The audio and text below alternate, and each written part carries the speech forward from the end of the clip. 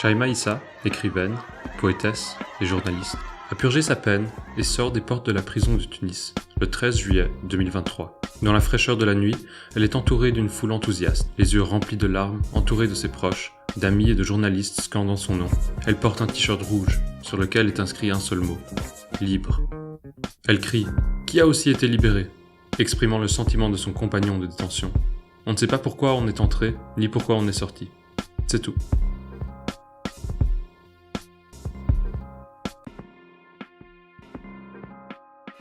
Avant son arrestation controversée, en février 2023, Chaima était candidate aux élections législatives tunisiennes de 2014 et avait activement interagi avec les parlementaires sur de nombreuses questions, notamment celle des droits des femmes.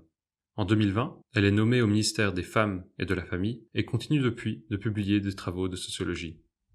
L'écrivaine tuniso-française Hele Beji résume la réputation de Chaima en la qualifiant de « femme moderne, pleine de vie, si sensible à la violence contre les droits humains, mais insensible à l'intimidation, dont le désir démocratique possède la séduction intrépide de sa bravoure, convaincue que l'air de liberté et de franchise qu'elle répand autour d'elle peut conquérir les foules. » Le président tunisien Kais Saied a pris une position ferme contre les individus comme Chaima, les qualifiant de traîtres et de terroristes, et ces décrets ont conduit à l'arrestation de dizaines de journalistes et de politiciens. De son côté, Chaima s'est définie non seulement par son engagement en faveur de la démocratie tunisienne et de l'égalité, mais aussi par sa défiance désintéressée à l'égard de la répression autoritaire de Saied.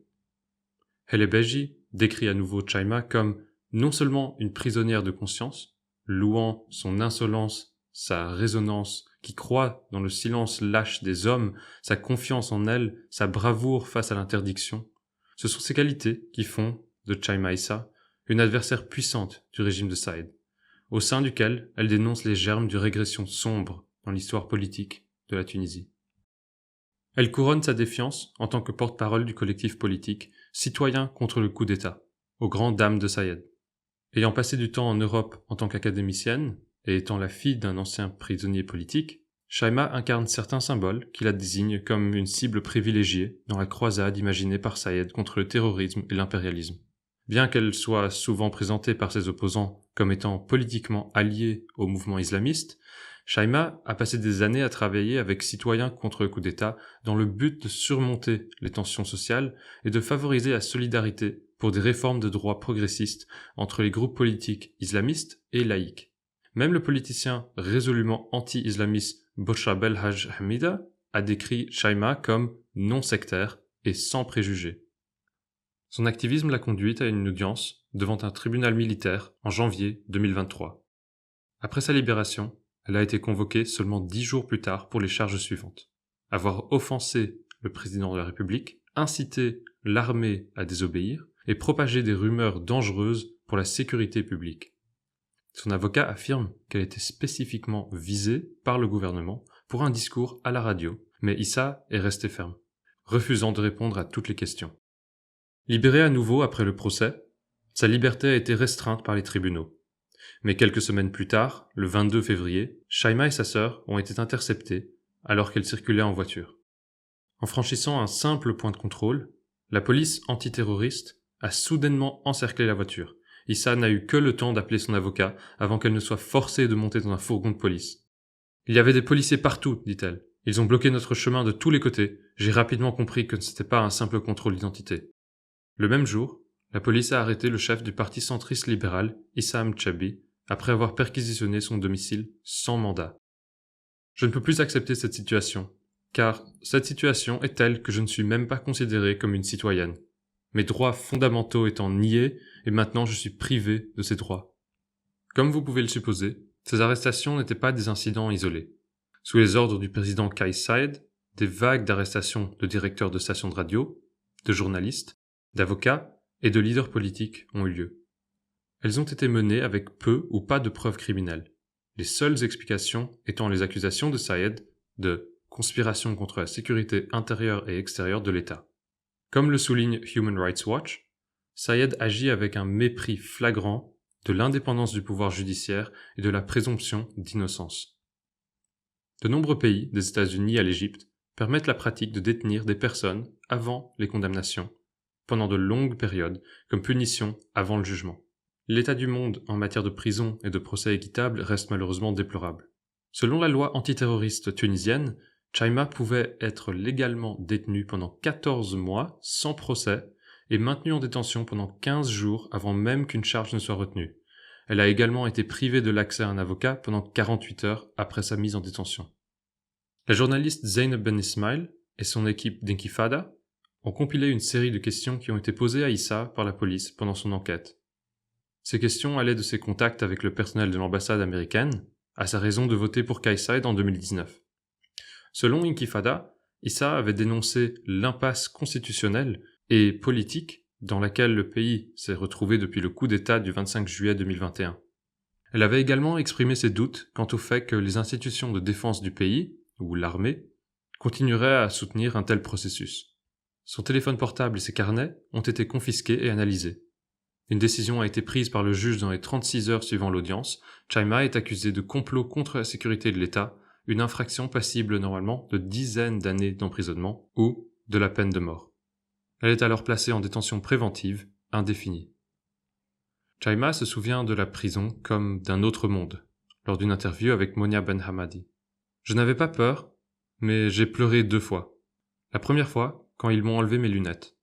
C'est là que j'ai compris que j'avais perdu le contrôle de ma propre vie. La deuxième fois, quand on m'a forcé à me déshabiller et qu'on m'a demandé de me pencher et de tousser. » La prison a appris à Chaima beaucoup de choses, peut-être surtout l'inutilité du système carcéral et les injustices psychophysiques subies par les prisonniers. 5 longs mois passent avant qu'elle ne soit enfin libérée, le 13 juillet 2023. Vêtue d'un t-shirt rouge avec l'inscription « Libre », Chaima Issa est accueillie par une foule enthousiaste de familles, d'amis et de supporters. Je ne peux pas nier ma joie d'être libre, mais c'est une joie incomplète, parce que l'injustice que j'ai subie est encore subie par mes amis qui sont en prison. Donc je ne peux pas être heureuse tant qu'ils sont encore en prison. L'ancien ministre Lazare Akremi, qui a été détenu et emprisonné en même temps que Chaima, a également été libéré cette nuit-là. On ne sait pas pourquoi on est entré, ni pourquoi on est sorti. C'est tout simplement. Bien que Chaima ait été libérée, sa liberté repose sur des bases incertaines. Selon Amnesty International, elle est toujours sous investigation par un tribunal militaire pour avoir critiqué les autorités, une accusation qui risque de l'envoyer derrière les barreaux pour 10 ans. Elle est également sous investigation pour avoir participé à une prétendue conspiration contre l'État, un acte pour lequel la peine peut aller de plusieurs décennies de prison à la mort. Bien que le gouvernement tunisien n'ait pas procédé à une exécution publique depuis plus de 30 ans, le président Saïed a exprimé son soutien à la réintroduction de la peine de mort. Chaima est bloquée, immobile, incapable de fuir le pays, car elle a été interdite de voyager à l'étranger et de se présenter dans les espaces publics, sous peine de prison à vie ou même de peine capitale. Alors que nous écrivons ces mots, 6 mois après sa libération, Chaima Issa vient de comparaître devant le tribunal militaire de Tunis. Le tribunal l'a déclaré coupable d'insulter le président et de diffuser des fausses informations, la condamnant à une peine de prison d'1 an avec sursis.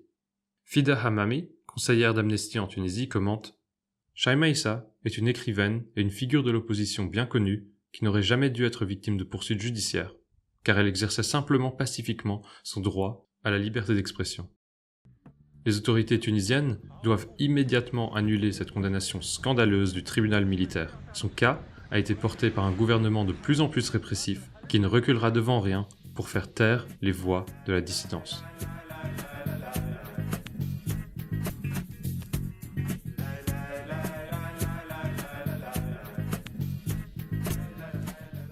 Bienvenue dans Les Voix de la dissidence, une histoire de la liberté d'expression en Tunisie. Cette série audiovisuelle est centrée sur la lutte continue pour la liberté d'expression en Tunisie, à travers son histoire moderne, de la naissance du protectorat français au régime actuel du président Kais Saied. Nous mettrons en lumière les voix et le travail remarquable des journalistes, universitaires et écrivains tunisiens qui ont défié les pressions à travers les âges.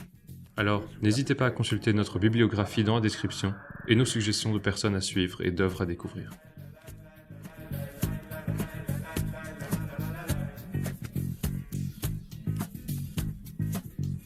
Nous commençons notre histoire dans les années 1800. Après des siècles de domination du peuple tunisien par l'Empire ottoman, la dynastie des Beys, ou gouverneurs, chercha à accroître son autonomie déjà considérable en demandant de l'aide aux Français, à la suite d'une grave crise financière. En prêtant de vastes sommes d'argent au Bey, les Français ont progressivement solidifié la dépendance financière de la Tunisie envers l'or européen. Lentement, mais sûrement, les Français ont gagné le contrôle politique sur le pays en persuadant les Beys de couper leurs relations avec les Ottomans. En 1881, la situation financière s'était aggravée à mesure que les dirigeants successifs avaient mis la trésorerie en faillite. Exploitant le récit selon lequel les tribus du nord tunisien avaient envahi l'Algérie, la France envahit la Tunisie, en saisissant le contrôle et en écrasant les insurrections de résistants à travers une guerre sanglante et dévastatrice. Le Premier ministre français Jules Ferry exposa ouvertement et honnêtement l'idéologie suprémaciste de l'État français dans son discours à l'Assemblée en 1884. Messieurs, nous devons parler plus fort et plus honnêtement. Nous devons dire ouvertement que les races supérieures ont droit sur les races inférieures. Dans notre époque, je soutiens que les nations européennes accomplissent généreusement, avec grandeur et sincérité, ce devoir civilisateur supérieur. Ainsi commença la dictature coloniale et raciste du protectorat français de Tunis. Imposer au peuple tunisien sa volonté et sa dignité ignorées par les beys corrompus. Au fil des années, la France pilla les ressources, les terres et les hommes, allant même jusqu'à envoyer 10 000 hommes tunisiens à leur mort pour ses conquêtes militaires. En réponse au développement du journalisme et de la communication populaire au tournant du XIXe siècle, le protectorat français mit en place une surveillance des médias ainsi que des mesures monopolistiques. La journaliste Rim Benarous écrit « Les journalistes et les propriétaires de journaux étaient harcelés, traqués et intimidés par les forces coloniales françaises à cause de leurs écrits et de leur opinion politique. De nombreux journaux furent lancés durant le protectorat en arabe et en français, affrontant souvent des contraintes sévères au fil des années, allant même jusqu'à des interdictions totales. Les autorités coloniales françaises maintenaient un contrôle sur tout, du contenu abordé à la ligne éditoriale. En dépit de ces pressions suppressives, Kamel Gendoubi souligne l'importance capitale de la presse tunisienne. Leurs plus belles armes de guerre étaient les arts oratoires. La presse française et arabe, les écrits prosaïques et la poésie, ils créèrent des associations et des lieux de rencontre, ils demandaient l'émancipation des femmes tunisiennes, le droit à l'éducation, à leurs identités tunisiennes et à une constitution. Des écrivains et révolutionnaires émergèrent, tels que Abou Qassem Chebbi, Mohamed Ali El-Hami et Tahar Haddad. En parallèle de leur nouvelle identité nationale émergente, une nouvelle génération de Tunisiens, exaspérés par l'existence et les politiques du protectorat, chercha à se débarrasser de ces maîtres coloniaux. Selon le professeur tunisien Khamis Arfaoui, la censure française interdisait l'incitation à la haine ou à la violence, la diffamation du président, de l'armée, de la cour, du bey et de sa famille, et même de la France en tant qu'entité. Le protectorat exerçait également un contrôle sur le peuple tunisien, à travers des punitions cruelles et arbitraires. Et comme le note le docteur Fatma Al-Zubayri, les Français profitaient de la soumission du bey, imposant facilement des conseils et des tribunaux militaires, et autorisant des colons à utiliser tous les moyens nécessaires pour écraser la dissidence et punir les révoltes. Le mot « rebelle » devenait un terme facile pour les Français, qui pouvaient, sans procès, exiler les dissidents ou les condamner à mort ou aux travaux forcés. Dr Fatma Al-Zubayri note que le code napoléonien était particulièrement vengeur de nature, créé pour servir l'Empire, et, malgré le fait qu'il soit un code de loi, sa violence n'était nulle part ailleurs aussi explicite que dans les colonies françaises. Les Tunisiens, bien sûr, ne se soumettaient pas à ces règles tyranniques. En 1911, les troupes françaises tuèrent des manifestants pacifiques à Djelaz. Certains d'entre eux réagirent en lançant des pierres et en se défendant. Cela entraîna une réponse violente de la part des Français, qui cherchèrent à écraser définitivement cette manifestation, entraînant 56 personnes devant les tribunaux pour emprisonnement et exécution. Le protectorat saisit cette opportunité pour déclarer l'état de siège. Cela élargit leur pouvoir, leur permettant d'interdire les journaux et de pousser des politiques autoritaires dans les limites de la loi française. Bien que l'état de siège ait pris fin 10 ans plus tard, le protectorat continua sa stratégie de confondre arbitrairement la sécurité en temps de guerre avec la protection du régime.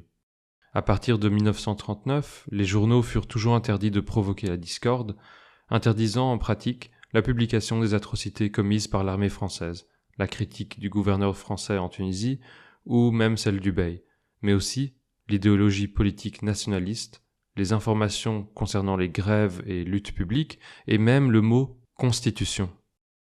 En lisant les journaux, les Tunisiens se retrouvaient souvent face à des paragraphes entiers barrés par le mot « censuré ». Pour couronner le tout, les journaux devaient demander une licence pour publier leur travail, ce qui, bien entendu, n'était accordé qu'à ceux dont la coopération avec l'Empire n'était pas remise en question. Cependant, le rôle du protectorat sur les esprits du peuple tunisien n'était pas absolu. Leur politique poussait souvent les gens à se tourner vers des sources alternatives pour contourner la censure, donnant naissance à un réseau de médias alternatifs prospères, comme le journal communiste Al-Talea, en marge de la société et caché aux yeux des Français. Ces canaux de libre pensée et ces espaces pour vocaliser l'indignation contre l'oppression du protectorat étaient la force vitale d'un sentiment révolutionnaire de plus en plus fort contre le protectorat français. Pendant des décennies, les dirigeants politiques tunisiens cherchèrent une solution à leur problème colonial. Les tensions éclatèrent entre les factions. Certains pensaient qu'il fallait raisonner avec les Français, tandis que d'autres ne voyaient aucune raison de négocier avec leurs ravisseurs. Après de nombreuses révoltes et campagnes d'indépendance infructueuses, la Tunisie réussit à se libérer de ses chaînes coloniales, propulsant le héros nationaliste Habib Bourguiba au premier plan de l'histoire tunisienne.